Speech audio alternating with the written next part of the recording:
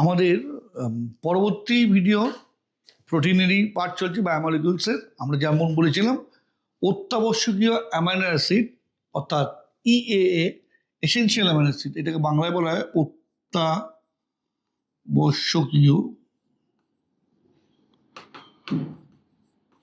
Amino acid, essential amino acids.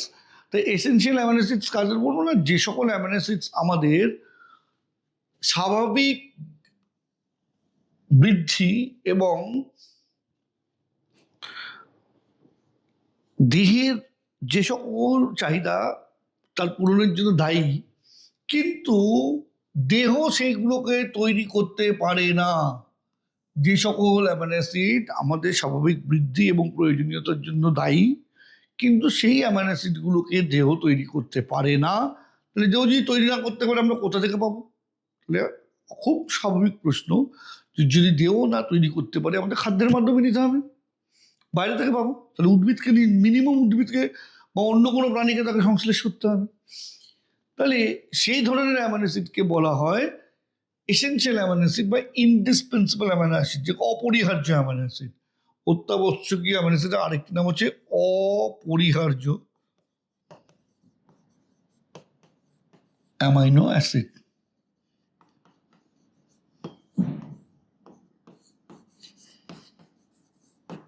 অপরিহার্য amino acids. তাহলে এই অপরিহার্য অ্যামাইনো অ্যাসিডস কারা? সাধারণত 10টা অ্যামাইনো অ্যাসিডকে অপরিহার্য অ্যামাইনো অ্যাসিড বলে, তবে বর্তমানে 8টা অ্যামাইনো অ্যাসিডকে অপরিহার্য অ্যামাইনো অ্যাসিড বলা হয়। যে তোমাদের রেসপেক্টে আর 10টা অ্যামাইনো অ্যাসিড কি?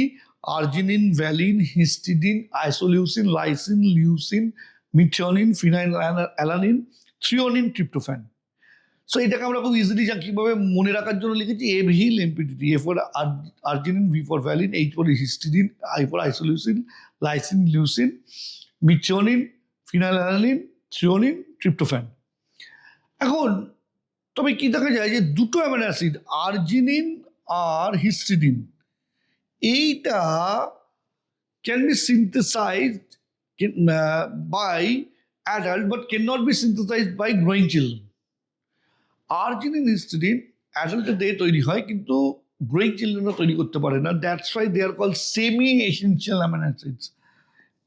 Semi essential amino acids, arginine এবং হিস্টিডিনকে সেই কারণে সেমি এসেনশিয়াল অ্যামাইনো অ্যাসিডস বলা হয়। তাই বর্তমানে actually strictly speaking 8 amino acids আর কি না এসেনশিয়াল অ্যামাইনো অ্যাসিডস। তাহলে কি কি বাদ গেল? না আর্জিনিন আর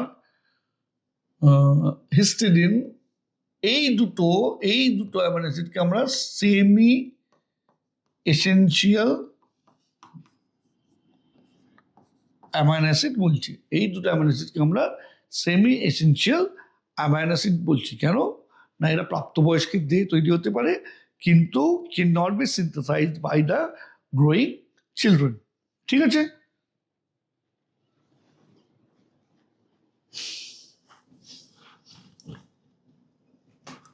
এবার কিছু অ্যামাইনো অ্যাসিড সম্বন্ধে কিছু ইম্পর্টেন্ট তথ্য, যেমন ট্রিপ্টোফ্যান। আমরা আগেই বলেছি ট্রিপ্টোফ্যান হচ্ছে মোস্ট কমপ্লেক্স অ্যামাইনো অ্যাসিড, সব থেকে জটিল অ্যামাইনো অ্যাসিড হচ্ছে ট্রিপ্টোফ্যান। কিন্তু এটি কি করে? যে প্লান্ট গ্রোথ রেগুলেটর, উদ্ভিদ হরমোন, যাকে ফাইটো হরমোনও আমরা বলে থাকি, ইন্ডোল অ্যাসিডিক অ্যাসিড তৈরি করতে হেল্প করে। ঠিক আছে? তাহলে tryptophan helps in the synthesis of indole acidic acid, যেটা একটা প্লান্ট গ্রোথ রেগুলেটর।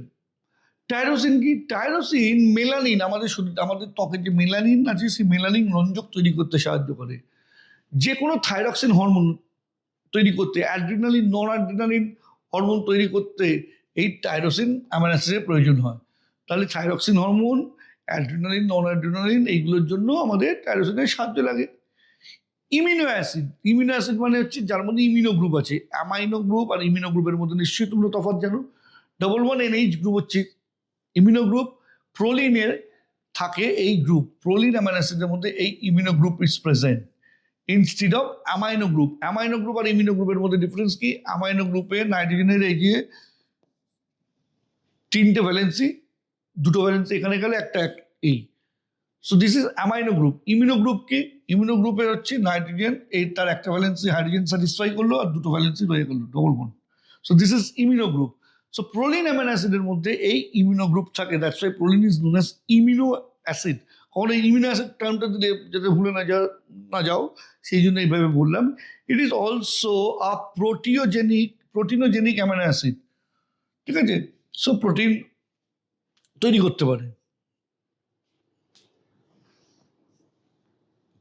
নাও আমরা যদি অন্যভাবে এবার ভাবি, মানে আমরা এতক্ষণ ধরে যা পড়লাম সবেতেই আমরা কিন্তু কি পড়েছি না, আমরা অ্যামাইনো অ্যাসিডের ক্লাসিফিকেশন করেছি, তার সম্বন্ধে ডিটেলিং করেছি, এবং তার সম্বন্ধে যতটা তোমাদের লেভেলে ডিটেলিংয়ে পড়ার দরকার আমরা সেগুলো কমপ্লিট করেছি, তার বিভিন্ন ফিজিক্যাল প্রপার্টিস, কেমিক্যাল প্রপার্টিস দেখেছি। এবার আসি ক্লাসিফিকেশন অফ প্রোটিনস। প্রোটিনের ক্লাসিফিকেশন বহুভাবে করা যায়, তার প্রত্যেকটা ভিত্তি। যখনই আমরা কোনো ক্লাসিফিকেশন বা শ্রেণীবিন্যাস পড়বো, সেই শ্রেণীবিন্যাসটা কিসের ওপর ডিপেন্ড করে করা হয়েছে, কারণ বিভিন্ন বইতে বিভিন্ন রকম লেখা থাকবে। তুমিও যখন পড়বে একটা জিনিস জানতে হবে, এই যত শ্রেণীবিন্যাস বা যে ধরনেরই আমরা ক্লাসিফিকেশন করি সেগুলো আমাদের পড়ার সুবিধার জন্য করেছি।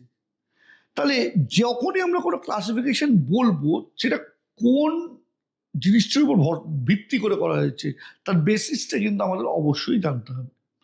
তাহলে প্রোটিনের এখন যে আমি ক্লাসিফিকেশন বলেছি সেইটা আমরা কিসের ওপর বলেছি, তার প্রোটিনের বেসিক ফাংশনের ওপর। বেসিক ফাংশন মানে কিছু কিছু প্রোটিন গাঠনিক প্রোটিন হিসেবে কাজ করে, অর্থাৎ গঠন তৈরি করে, শরীরের গঠন তৈরি করে। সেই প্রোটিনগুলো কি, যেমন আলফা কেরাটিন আমাদের চুল নোখ তৈরি করে, ওসিন বোন তৈরি করে অর্থাৎ হাড় তৈরি করতে সাহায্য করে, টিবিউলিন সিলিয়া ফ্যারাজিলা তৈরি করে, কন্ড্রিন তরুণাস্থি তৈরি করে, কোলাজেন অস্থি তৈরি করে, ফাইব্রোইন সিল্ক ফাইবার তৈরি করে। সো এই প্রোটিনগুলো সব স্ট্রাকচারাল প্রোটিন, স্ট্রাকচার তৈরি করে, দেহের গঠন তৈরি করতে সাহায্য করে, কাঠনিক প্রোটিন। কিছু প্রোটিন আছে যারা উৎসেচক হিসেবে কাজ করে, তাদেরকে আমরা এনজাইমেটিক প্রোটিন বলি, যেমন hexokinase, trypsin, pepsin, this are the enzymatic protein. কিছু প্রোটিন আছে যারা হরমোন হিসেবে কাজ করে, যেমন ইনসুলিন, গ্লুকাগন। কিছু প্রোটিন আছে যে ট্রান্সপোর্ট মিডিয়াম হিসেবে কাজ করে, ট্রান্সপোর্ট ক্যারিয়ার প্রোটিন হিসেবে কাজ করে, যেমন হিমোগ্লোবিন আরবিসিতে পাওয়া যায়। গ্লুট-4 এ কি করে, এ কোষের মধ্যে গ্লুকোজকে ঢোকাতে সাহায্য করে। সো দিস গ্লুট-4 is such a carrier protein which helps to enter glucose within the cell. তাহলে তোমাকে যদি বলা হয় যে কোন প্রোটিনটি গ্লুকোজকে কোষের মধ্যে ঢোকাতে সাহায্য করে, সেটি হচ্ছে গ্লুট-4। তোমাকে প্রশ্নটা এইভাবে করতে পারে, কোন বাহক প্রোটিন গ্লুকোজকে কোষের মধ্যে ঢুকতে সাহায্য করে, দ্যাট ইজ গ্লুট-4। নেক্সট পারমিয়েজ কি করে না, ট্রান্সপোর্টে সাহায্য করে, অ্যাক্টিভ সক্রিয় পরিবহনে সাহায্য করে। And last one is P protein of ফ্লোয়েমের পি প্রোটিন কি করে, ফ্লোয়েমের পি প্রোটিনও আমাদের পরিবহনে সাহায্য করে। নেক্সট হচ্ছে কন্ট্রাকটাইল প্রোটিন, সংকোচী প্রোটিন। তোমরা জানো অ্যাক্টিন এবং মায়াসিন এরা কি করে, সংকোচী প্রোটিন হিসেবে কাজ করে, এরা আমাদের পেশি সংকোচন প্রসারণে সহায়তা করে। প্রোটেক্টিভ প্রোটিন, গামা গ্লোবিলিন, আমাদের শরীরে আমাদের রক্তের মধ্যে alpha globulin, beta globulin, gamma globulin আছে। এই গামা গ্লোবিলিনগুলোই বেসিক্যালি, এই যে গামা গ্লোবিলিন দেখছো, এই গামা গ্লোবিউলিন গুলোই basically is known as antibody. এই অ্যান্টিবডির আরেকটি নাম আছে which is known as immunoglobulin. পরবর্তীকালে গিয়ে পড়বে, যেহেতু আমাদের ইমিউনিটি প্রোভাইড করে, দ্যাটস ইটস ইমিউনোগ্লোবিউলিন। এবং গ্লোবিউলিন কেন, বিকজ ইটস বেসিক্যালি এক গ্লোবিলিন প্রোটিন। সেই গ্লোবিলিন প্রোটিনটা কিরকম globulin protein, this is gamma globulin. So immunoglobulin basically একটা gamma globulin which is known as antibody. Next হচ্ছে স্টোরেজ প্রোটিন, সঞ্চিত প্রোটিন হিসেবে কাজ করে, পরবর্তীকালে এনার্জি দিতে পারে, যেমন কেসিন দুধে রাখে। ওভা অ্যালবুমিন ডিমের হোয়াইট পোর্শনটাতে থাকে, এই ওভা অ্যালবুমিন কিন্তু ডিমের হোয়াইট পোর্শনে থাকে। জিয়াডিন গমে থাকে, ভুট্টায় থাকে zein, this is the storage protein. আর কি জেনেটিক প্রোটিন বা নিউক্লিয় প্রোটিন, অর্থাৎ আমাদের ডিএনএ বা আরএনএর সঙ্গে সংযুক্ত অবস্থায় থাকে। সেই প্রোটিনগুলো কি কি protein, histone and non histones. Histone হচ্ছে ক্ষারীয় প্রোটিন, বেসিক প্রোটিন। নন হিস্টোনকে আমরা জেনারেলি অ্যাসিডিক প্রোটিন বলি, বাট সাইন্টিফিক নোশনস আমাদের বলা উচিত নন হিস্টোন কারা, আদার দেন হিস্টোন। হিস্টোন ছাড়া যে কোনো প্রোটিনই হচ্ছে নন হিস্টোন, ঠিক আছে। সো আর কি কিছু প্রোটিন গ্রাহক প্রোটিন হিসেবে কাজ করে, যেমন জি প্রোটিন বলে একটি প্রোটিন আছে, বিটা অ্যাড্রিনালিন আছে, এরা গ্রাহক হিসেবে কাজ করে, গ্রাহক প্রোটিন হিসেবে কাজ করে, রিসেপ্টর হিসেবে কাজ করে। কিছু প্রোটিন টক্সিক হিসেবে কাজ করে, যেমন স্নেক ভেনাম। তাহলে কেন হলো? প্রতিরক্ষার জন্য তৈরি হয়েছে। রিসিন অফ ক্যাস্টরের রিসিন। কিছু প্রোটিন আছে যারা ভিজুয়াল রিসেপ্টর হিসেবে কাজ করে, দেখতে সাহায্য করে, দৃশ্যমান রিসেপ্টর হিসেবে কাজ করে, যেমন রোডোপসিন, রড সেলের রোডোপসিন, কোন সেলের iodopsin. This are the visual proteins. ঠিক আছে, তাহলে আমরা এতক্ষণ যেটা দেখলাম ফাংশনাল অ্যাসপেক্টে আমরা প্রোটিনের ক্লাসিফিকেশন করলাম। এবার মলিকুলার আণবিক আকারের রেসপেক্টে প্রোটিনের শ্রেণীবিন্যাস করব। যখনই আমরা কোনো জায়গায় আণবিক আকারের রেসপেক্টে শ্রেণীবিন্যাস করব প্রোটিনের, একটা খুব গুরুত্বপূর্ণ অনুপাত মনে রাখতে হবে, which is known as axial ratio. এটাকে বাংলায় বলা হয় অক্ষীয় অনুপাত।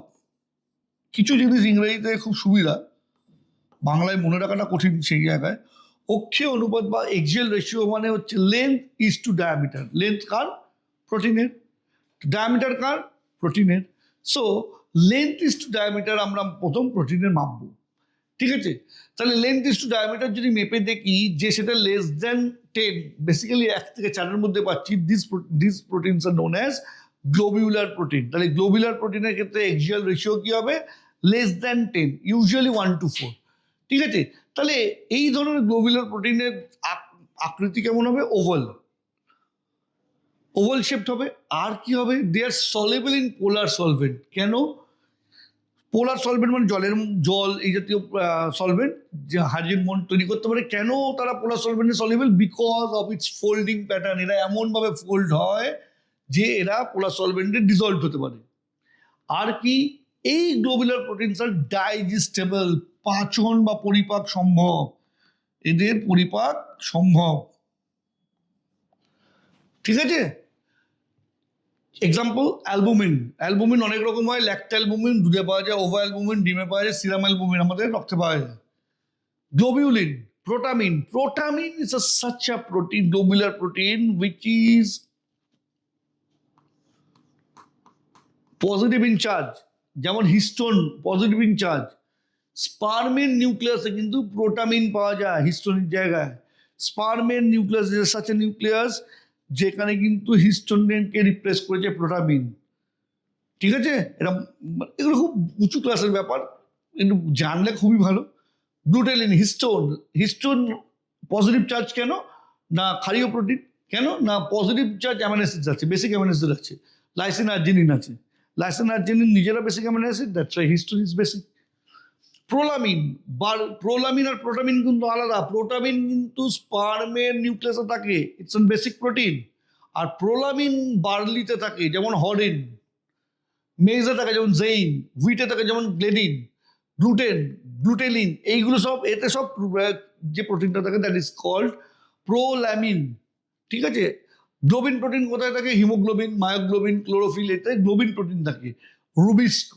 রুবিস্কো একটা globular protein, but it's an abundant protein in biosphere.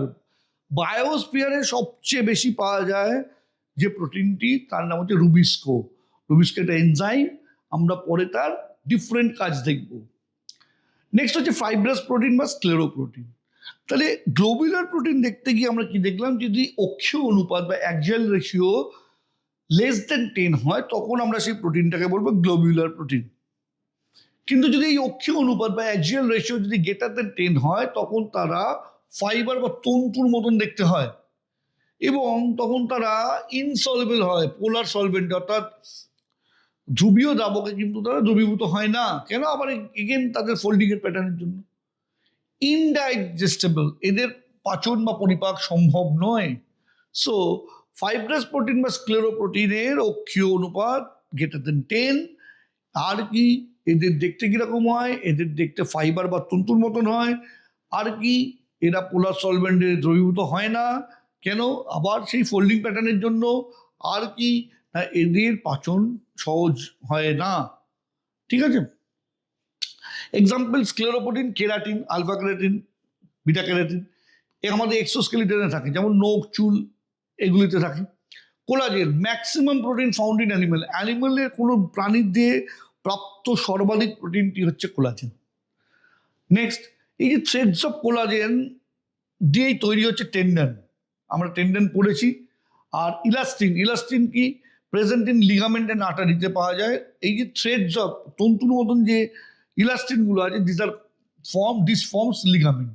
তাহলে লিগামেন্টের যে থ্রেড থাকে দ্যাট ইজ ইলাস্টিন, আর টেন্ডনের যে থ্রেডসগুলো থাকে তারা কোলাজেন দিয়ে তৈরি। এছাড়া কি আছে, অ্যাক্টিন আছে, কন্ড্রোয়াল মুভমেন্ট আছে, কেরাটিন আছে। So this are the scleroprotein. Scleroprotein এবং ফাইব্রাস প্রোটিন একই কথা। গ্লোবুলার প্রোটিনের সঙ্গে এদের ডিফারেন্স কি সেটা আমরা আশা করি বুঝলাম। তাহলে অক্ষীয় অনুপাতের রেসপেক্টে আমরা করেছি। এবার আমরা আসি কেমিক্যাল প্রপার্টির বেসিসে। আমরা যদি কেমিক্যাল প্রপার্টি এবং মলিকুলার কমপ্লেক্সিটি অর্থাৎ আণবিক জটিলতার দিকে যাই, যে প্রোটিনটা কতটা আণবিক আকারের দিক থেকে জটিল, অ্যাজ ওয়েল অ্যাজ তার কেমিক্যাল প্রপার্টি কেমন, সেই বেসিসে যখন আমরা প্রোটিনকে ভাগ করতে যাব তখন আমরা তাকে কতগুলো ক্রাইটেরিয়াতে ভাগ করবো বা কতগুলো ডিভিশনে ভাগ করবো। First one is simple protein. Simple protein, যেটা আমাদের standard definition, on complete hydrolysis produce only amino acid. অর্থাৎ এই প্রোটিনটা যখন তৈরি হয়েছে শুধু অ্যামাইনো অ্যাসিডগুলো জুড়ে জুড়েই প্রোটিন তৈরি হয়েছে, যেটা আমরা ক্লাসিক্যালি যখন প্রোটিনের সংজ্ঞা পড়েছিলাম বলেছিলাম। তাহলে এই প্রোটিনের কমপ্লিট হাইড্রোলাইসিস হলে কি হবে, শুধু অ্যামাইনো অ্যাসিড পাবো, এছাড়া কিছু পাবো না। Type globular protein, fibrous protein, যেটা আমরা আগে বললাম। Next one is conjugated protein. এটাকে বাংলায় বলা হয় সংযুক্ত প্রোটিন বা যুগ্ম প্রোটিন, যুগ্ম বা সংযুক্ত প্রোটিন।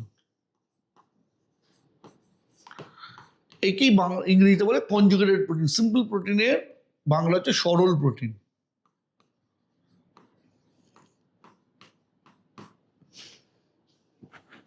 কনজুগেটেড প্রোটিন মানে কি না, কনজুগেটেড প্রোটিনের কি আছে, দুটো পার্ট আছে, একটা প্রোটিন পার্ট আছে আর একটা নন প্রোটিন পার্ট আছে।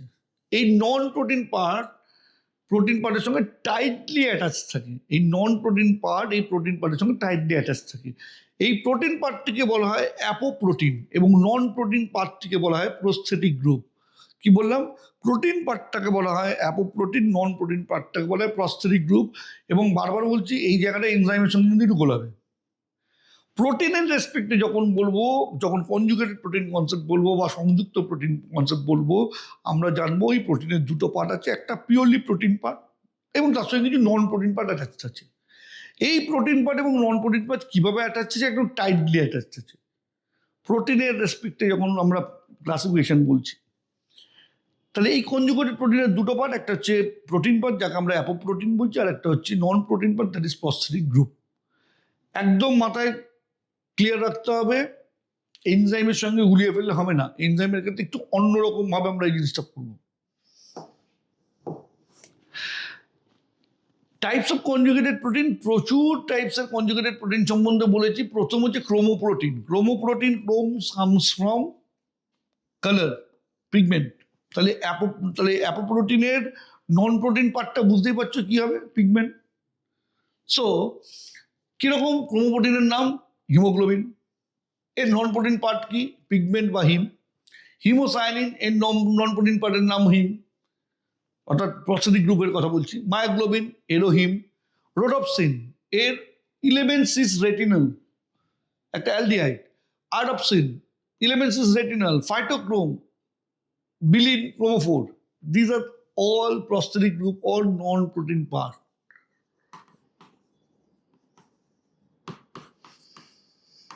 আশা করছি বোঝা গেল। ঠিক সেরকম ফসফোপ্রোটিন, একটা যুগ্ম প্রোটিন। কোথায় পাওয়া যায়, কেসিন অফ মিল্ক বা ভাইটালিন অফ এগ ইয়ক। এর ক্ষেত্রে বুঝতে পারছো phospho comes from phosphoric acid. So phosphoric acid তার প্রোটিন নয়। সো নন প্রোটিন পার্ট কি, ফসফরিক অ্যাসিড।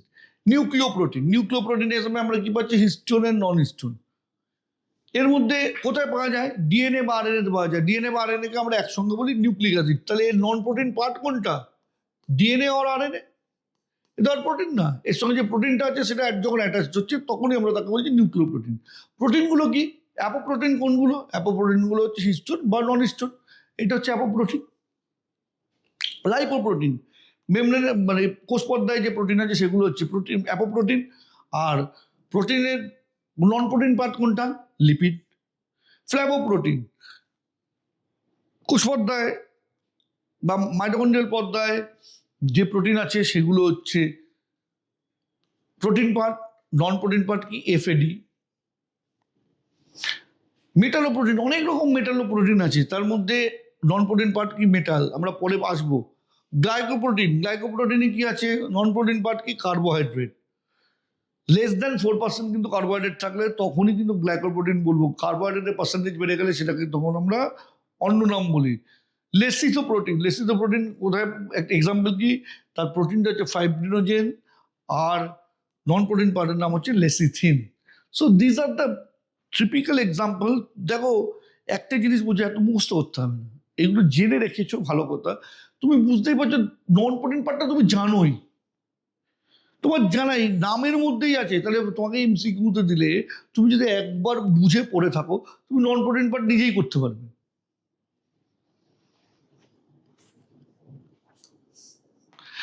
যেমন next, apoprotein plus carbohydrate less than 4%। দেখো মিউসিন কোথায় পাওয়া যায়? স্যালাইভাতে পাওয়া যায়। এরিথ্রোপয়েটিন কিডনিতে পাওয়া যায়। এ বি অ্যান্টিজেন আরবিসিতে পাওয়া যায়। আলফা বিটা গামা গ্লোবিলিন রক্তে পাওয়া যায়। এলএইচ এফএসএইচ এগুলো অ্যান্টিরিয়ার পিটুইটারি থেকে খরিত হয় হরমোনেরা। ফার্টিলাইজিন এটাকে হিউম্যান এগ সারফেসে পাওয়া যায়। এখন glycoprotein on sell surface helps in cellular recognition, আমরা অলরেডি পড়িয়েছি। আর ফার্টিলাইজিং অ্যান্টি ফার্টিলাইজিং কনসেপ্ট কিন্তু বর্তমানে আর ভ্যালিড না, যদিও মানে কোশ্চেন দেওয়া হয়, কিন্তু এই কনসেপ্ট বর্তমানে বিশেষ করে অ্যান্টি ফার্টিলাইজিং কনসেপ্ট এটা এখন ভ্যালিড না, সেই জন্য বলছি না। দেখো মেটালোপ্রোটিন, ডিফারেন্ট ডিফারেন্ট মেটালোপ্রোটিন মানে কি? একটা অ্যাপোপ্রোটিন আছে, তার সঙ্গে মেটাল অ্যাটাচড আছে। কোন প্রোটিনের সঙ্গে কোন মেটাল, এই জিনিসটা কিন্তু তোমাকে নিটের জন্য লাগবে। যেমন লেটস সে তুমি যদি, কোথায় গেল, কার্বনিক অ্যানাইড্রেস, কার্বনিক অ্যানাইড্রেসকে নাও, তার ক্ষেত্রে প্রস্থেটিক Zn2+, চার্জ খুব গুরুত্বপূর্ণ এখানে। তুমি যদি পারক্সিডেজকে নাও, পারক্সিডেজ উৎসেচক কাজ করতে গেলে হয় Ap3+ বা Ap2+ লাগবেই অ্যাজ প্রস্থেটিক গ্রুপ। তুমি যদি সাইটোক্রোম অক্সিডেজকে নাও, Cu2+ লাগবে। So these are the enzymes which are known as, মানে এগুলো সব এনজাইম যদিও, অ্যান্ড অফকোর্স প্রোটিন। সো এই প্রোটিনগুলো কিরকম প্রোটিন? দিস আর দ্য মেটালোপ্রোটিন, যার মধ্যে প্রস্থেটিক গ্রুপ হিসাবে কি আছে না? মেটালস আছে। সো এই যে কতগুলো এক্সাম্পল দেখালাম, যেগুলো থেকে আমরা মেটালোপ্রোটিন সম্বন্ধে জানতে পারি, তোমাদের কিন্তু এই চারটা নিটের জন্য কিন্তু পড়তে হবে। নাও লাইপোপ্রোটিন, লাইপোপ্রোটিন কাকে বলবো? অ্যাপোপ্রোটিনের সঙ্গে ডিফারেন্ট টাইপ অফ লিপিড থাকবে, ঠিক আছে? লিপিড মানে কিরকম লিপিড না? লিপিড মানে কোলেস্টেরল থাকতে পারে, কোলেস্টেরাইল এস্টার থাকতে পারে, ফসফোলিপিড থাকতে পারে, ফ্যাটি অ্যাসিড থাকতে পারে। লিপিডের হিসাবে এইগুলো থাকতে পারে। এক্সাম্পল কি লাইপোপ্রোটিন? লাইপোপ্রোটিনে chylomicron, VLDL, IDL, LDL, HDL, এইগুলোর নাম তোমরা সব শুনেছো। High density lipoprotein, high low density lipoprotein, very low density lipoprotein. গল্পটা এবার অন্য। With increasing the order of molecular weight, lipid content is increased and protein content is decreased. যত molecular weight বাড়বে প্রোটিন কন্টেন্ট বাড়বে, protein content কমবে, lipid content বাড়বে। এবার molecular weight কার সবচেয়ে বেশি? কাইলোমাইক্রনের সবচেয়ে বেশি, তারপরে ভিএলডিএল, তারপর আইডিএল, তারপর এলডিএল, তারপর এইচডিএল, ঠিক আছে? এবার হাই ডেন্সিটি লিপিড কে বলা হয়? Good cholesterol. কেন? বুঝতেই পারছো, because it transport excess cholesterol to your liver, where is broken down and excreted from the body. This way there is no accumulation in the artery. The higher the HDL number along with the other factor betters the cardiac health. তাহলে যত HDL তোমার থাকবে ততই তোমার জন্য ভালো। কেন? It acts as good cholesterol. VLDL and LDL কে বলা হয় ব্যাড কোলেস্টেরল। কেন? It carries cholesterol to the artery. এ যেমন লিভারে নিয়ে যায়, এই এইচডিএল কি করে লিভারে নিয়ে যাচ্ছে, গিয়ে সেখানে ভেঙে দিচ্ছে, এ আর্টারিতে নিয়ে যাচ্ছে এবং অ্যাকিউমুলেট করে দিচ্ছে, ঠিক আছে, মানে ভেসেলসে নিয়ে যাচ্ছে, অ্যাকিউমুলেট করে দিচ্ছে, অ্যান্ড ফলস আথেরোস্ক্লেরোসিস, এবং এর ফলেই কিন্তু আমাদের আর্টারিগুলো ক্লগড হয়ে যেতে পারে, আর্টারিয়াল ওয়ালে জমা হতে থাকছে। So that's why VLDL and LDL are bad cholesterol, while HDL হচ্ছে গুড কোলেস্ট্রল। বোঝা গেল? ক্লিয়ার? তাহলে বুঝতেই পারছো, যত ওপরের দিকে মলিকুলার ওয়েট যত বেশি, তার লিপিড তত বেশি, প্রোটিন তত কম। মলিকুলার ওয়েট যত কমছে তাতে কি হচ্ছে, লিপিড কমছে এবং প্রোটিন বাড়ছে।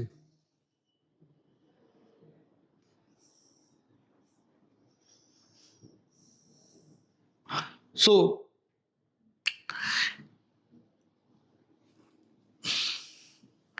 এইখানে আমরা এই কনসেপ্টগুলো পড়লাম। Next one is glycoprotein.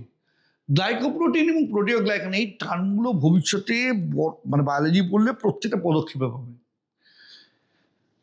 কি করে আইডেন্টিফাই করবো? Protein conjugated with saccharides lacking serial repeating unit, অর্থাৎ প্রোটিনটাই বড় এবং কার্বোহাইড্রেটের সংখ্যার থেকে প্রোটিনের যে অ্যামাইনো অ্যাসিডের সংখ্যা অনেক বড়, এবং আর কি বলছে, ল্যাকিং আ সিরিয়াল রিপিটিং ইউনিট, অর্থাৎ তুমি যদি একটা গ্লাইকোপ্রোটিন দেখো, সেক্ষেত্রে কি হবে না, একটা পার্টিকুলার কার্বোহাইড্রেট বারবার বারবার রিপিট করে যে প্রচুর বার, তা হবে না।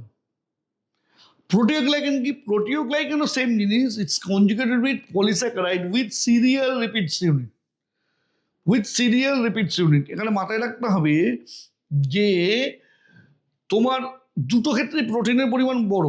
লেটস সে একটা এক্সাম্পল তোমাদের দেখাই, ধরো এইরকম, এটা একটা প্রোটিন, ধরে নাও এটা একটা প্রোটিন। এবার এখানে যদি ডিফারেন্ট টাইপের কার্বোহাইড্রেট রিপিট থাকে, দ্যাট ইজ গ্লাইকোপ্রোটিন। কিন্তু যদি সিরিয়াল রিপিট থাকে, ধরো একই ধরনের যদি রিপিট থাকে,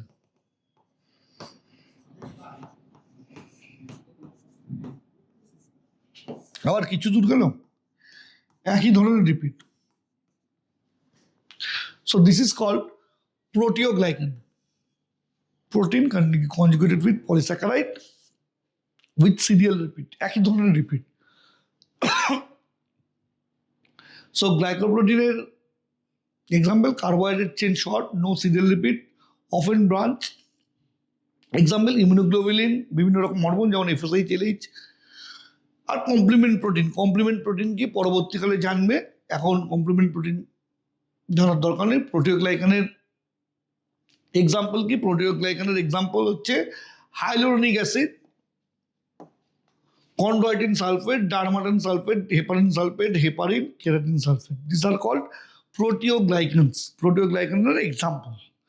এখন প্রোটিওগ্লাইকান যখন পড়ছো, তার সঙ্গে একটা টার্ম তোমরা পাবে, গ্লাইকোসামাইনোগ্লাইকান বা গ্যাগস। এর আর একটা নাম হচ্ছে মিউকোপলিস্যাকারাইড। এরা কি? এটা লং, এটা বড় পলিস্যাকারাইড, একটা বড় polysaccharide constituting of repeating disaccharide unit. একটা ডাইস্যাকারাইড ইউনিট বারবার রিপিট করছে, ঠিক আছে। So this repeating two sugar unit consists of uronic sugar and amino sugar. Uronic acid মানে ইউরোনিক সুগার এবং অ্যামাইনো সুগার বারবার রিপিট করছে। এই ধরনের যখন আমরা কোনো স্ট্রাকচার পাবো, দিস আর নোন অ্যাজ গ্লাইকোসামাইনোগ্লাইকান বা মিউকোপলিস্যাকারাইড। দেখো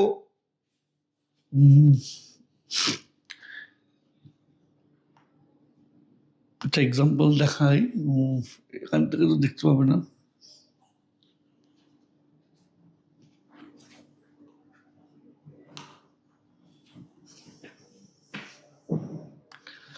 আর last one is derived protein বা ডিনেচার্ড প্রোটিন।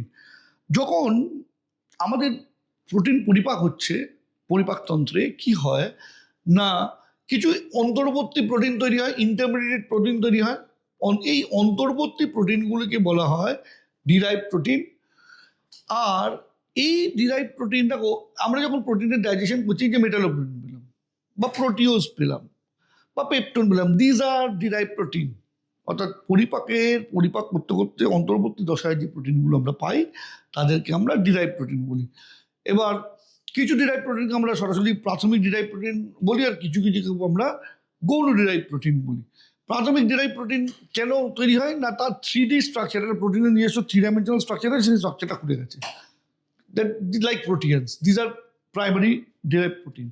আর যখন এই ডাইজেশন হয়ে ছোটো ছোটো পার্ট পাচ্ছি, these are called secondary derive proteins. ঠিক আছে, তাহলে primary derive protein and secondary derive প্রোটিনের কনসেপ্ট আশা করছি clear. So secondary derived protein কি? Proteose, peptone and peptides. It is derived by chemical digestion of protein. তো এই হচ্ছে আমাদের শ্রেণীবিন্যাস। এরপর আমরা যেটা যাব যে নিউট্রিশনাল ভ্যালু, পুষ্টিগত দিক থেকে আমরা কিভাবে প্রোটিনকে অ্যানালাইজ করতে পারি। এই ক্ষেত্রে আমরা প্রোটিনকে ফার্স্ট ক্লাস প্রোটিন, ফার্স্ট হচ্ছে কমপ্লিট প্রোটিন বা first class protein. First class protein বা কমপ্লিট প্রোটিন আমরা কাকে বলবো? যার মধ্যে সকল এসেনশিয়াল অ্যামাইনো অ্যাসিড আছে, যে প্রোটিনের সকল amino acid, essential amino acid আছে এবং যার বায়োলজিক্যাল ভ্যালু বা জৈবিক মূল্য অত্যন্ত বেশি। ঠিক আছে, এবার শুধু তো জৈবিক মূল্য কখন বেশি হবে? যখন সকল অ্যামাইনো অ্যাসিড থাকলে হবে না, সঠিক অনুপাতে এবং সঠিক পরিমাণে রাখতে হবে। তার পরিমাণও সঠিক হতে হবে, রেশিও সঠিক হতে হবে, তবেই তো তার জৈবিক মূল্য বড় হবে। যেমন বেশিরভাগ অ্যানিমাল প্রোটিনস, মাছে যে পাওয়া যায়, ডিমে পাওয়া যায়, this are the first class protein. প্লান্টের মধ্যে সয়াবিন বলো, নাটস বলো, এইগুলোতে সব যে প্রোটিন পাওয়া যায়, this are the first class protein. Partially incomplete protein next. Partially incomplete protein মানে এক বা একাধিক essential amino acid partially present, যার ফলে তার জৈবিক মূল্য কমছে, related to the first class protein. Example কি? রাইস এবং হুইটে, অর্থাৎ যে প্রোটিন আছে তাতে কি হয়, লাইসিন এবং থ্রিওনিন পার্শিয়ালি থাকে, যতটা পরিমাণে থাকার কথা, যে অনুপাতে থাকার কথা সেই অনুপাতে থাকে না। সেই জন্য রাইস এবং হুইটে যে প্রোটিন থাকে, this are partially incomplete protein. And last one, incomplete protein বা second class protein. Incomplete protein মানে হচ্ছে অসম্পূর্ণ প্রোটিন বা সেকেন্ড ক্লাস প্রোটিন কাকে বলবো? This are the protein which lack some of essential amino acids, মানে থাকবেই না, পার্শিয়ালি থাকারও প্রশ্ন নেই সে এসেনশিয়াল অ্যামাইনো অ্যাসিড। তার ফলে কি, তার জৈবিক মূল্য বা বায়োলজিক্যাল ভ্যালু অত্যন্ত কম। ঠিক আছে, যেমন কিছু প্ল্যান্টের, যেমন মেইজের জেইনের মধ্যে লাইসিন আর ট্রিপ্টোফ্যান থাকে না। আচ্ছা, জিলেটিন, লিউসিন এবং আইসোলিউসিন আর ট্রিপ্টোফ্যান থাকে না। সো মানে one or more essential amino acid is absolutely absent. So these proteins are called second class protein or incomplete protein. এতক্ষণ ধরে আমরা যেটা পড়লাম, প্রোটিনের ডিটেল ক্লাসিফিকেশন বললাম। এরপরে প্রোটিনের ফাংশনাল অ্যাসপেক্ট পড়ার আগে যেটি আছে, প্রোটিনের কিছু স্ট্রাকচার অফ প্রোটিন বলতে আমরা primary structure, secondary structure, tertiary structure এবং কিছু ক্ষেত্রে কোয়াটার্নারি স্ট্রাকচার এবং তার রিলেটেড বন্ডস, এইগুলো আমি বারবার বলছি, ক্লাস 11টা অনেক কিছু জানার সিলেবাস, এমন 11টা অনেক কিছু জানতে পারো। ঠিক আছে, কম্পিটিটিভ এক্সামের জন্য খুবই গুরুত্বপূর্ণ এবং এই কনসেপ্টগুলো যদি তাকে ভবিষ্যতে বায়োলজি নিয়ে যখন পড়বে তখন তোমার অত্যন্ত সুবিধা হবে। তবে একই ভিডিওতে যদি এইটা স্টার্ট করা যাবে না, কারণ তাতে তোমাদের কাছে মনোটোনাস হয়ে যাবে এবং এটি একদম ফ্রেশ ভিডিও থেকে স্টার্ট করতে হবে। তার ফলে আজকে প্রোটিনের ক্লাসিফিকেশন ডিটেলস এখানেই শেষ। এর পরের দিন আমরা প্রোটিনের এই যে স্ট্রাকচারাল আসপেক্ট, যেখানে ফোল্ডিংয়ের ওপর ডিপেন্ড করে প্রোটিন কত রকমের কি হয়, সেই নিয়ে আমরা আসবো, সেটি আমরা নেক্সট ভিডিওতে দেখবো। আজকের মতন করে প্রোটিনের যে অধ্যয়নটা আমরা এখানেই শেষ করছি। ধন্যবাদ।